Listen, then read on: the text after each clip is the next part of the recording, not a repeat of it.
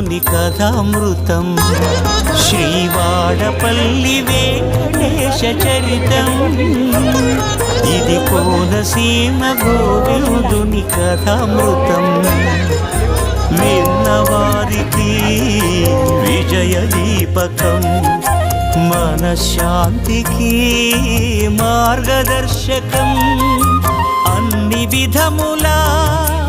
అభయకారకం సిరులకు సిద్ధికి శ్రీముఖం వాడపల్లి వెంకటేశ చరితం కోనసీమ గోవిందుని కథామృతం ఇది కోనసీమ గోవిందుని కథామృతం